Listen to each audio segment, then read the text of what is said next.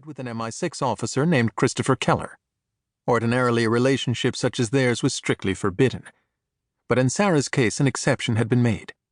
Graham Seymour, the Director General of MI6, was a personal friend, as was Prime Minister Jonathan Lancaster. Indeed, not long after her arrival in London, Sarah and Christopher had dined privately at number 10. With the exception of Julian Isherwood, owner of the enchanted gallery that bore his name, the denizens of London's art world knew none of this.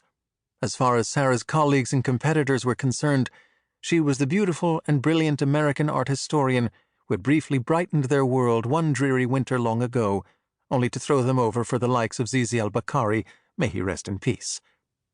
And now, after a tumultuous journey through the secret world, she had returned, thus proving her point about providence and probability. At long last, Sarah had caught the right train. London had welcomed her with open arms and with few questions asked. She scarcely had time to put her affairs in order before the virus invaded. She contracted the bug in early March at the European Fine Art Fair in Maastricht, and had promptly infected both Julian and Christopher. Julian spent a dreadful fortnight at University College Hospital. Sarah was spared the worst of the virus's symptoms, but endured a month of fever, fatigue, headache, and shortness of breath that seized her each time she crawled from her bed. Not surprisingly, Christopher escaped unscathed and asymptomatic. Sarah punished him by forcing him to wait on her hand and foot. Somehow, their relationship survived. In June, London awakened from the lockdown. After thrice testing negative for the virus, Christopher returned to duty at Vauxhall Cross, but Sarah and Julian waited until Midsummer Day before reopening the gallery.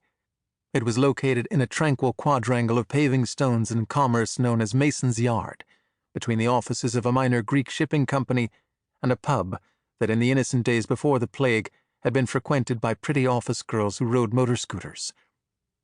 On the uppermost floor was a glorious exhibition room modeled on Paul Rosenberg's famous gallery in Paris, where Julian had spent many happy hours as a child. He and Sarah shared a large office on the second floor with Ella, the attractive but useless receptionist. During their first week back in business, the phone rang just 3 times. Ella allowed all 3 calls to go to voicemail. Sarah informed her that her services, such as they were no longer necessary. There was no point in hiring a replacement. The experts were warning of a vicious second wave when the weather turned cold, and London's shopkeepers had been advised to expect more government-mandated lockdowns. The last thing Sarah needed was another mouth to feed. She resolved not to let the summer go to waste. She would sell a painting, any painting, even if it killed her. She found one quite by accident while taking inventory of the catastrophically large number of unsold works in Julian's bulging storerooms. The Lute Player, oil on canvas, 152 by 134 centimeters, perhaps early Baroque, quite damaged and dirty. The original receipt and shipping records were still lodged in Julian's archives, along with a yellowed copy of the provenance. The earliest known owner was a Count So-and-so from Bologna, who in 1698 sold it to Prince such-and-such of Liechtenstein, who in turn sold it to Baron What's-his-name of Vienna, where it remained until 1962, when it was acquired by a dealer in Rome who eventually unloaded it onto Julian.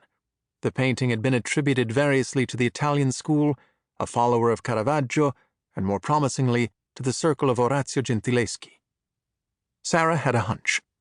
She showed the work to the learned Niles Dunham of the National Gallery during the 3-hour period Julian reserved daily for his luncheon.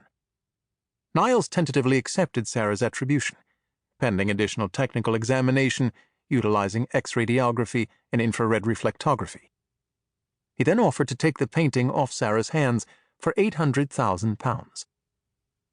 "It's worth $5 million, if not more." "Not during the Black Death." "We'll see about that." Typically, a newly discovered work by a major artist would be brought to market with great fanfare, especially if the artist had seen a recent surge in popularity owing to her tragic personal story. But given the current volatility of the market, not to mention the fact that the newly discovered painting had been discovered in his own gallery, Julian decided a private sale was in order. He rang several of his most reliable customers and received not so much as a nibble. At which point Sarah quietly contacted a billionaire collector who was a friend of a friend. He expressed interest, and after several socially distant meetings at his London residence,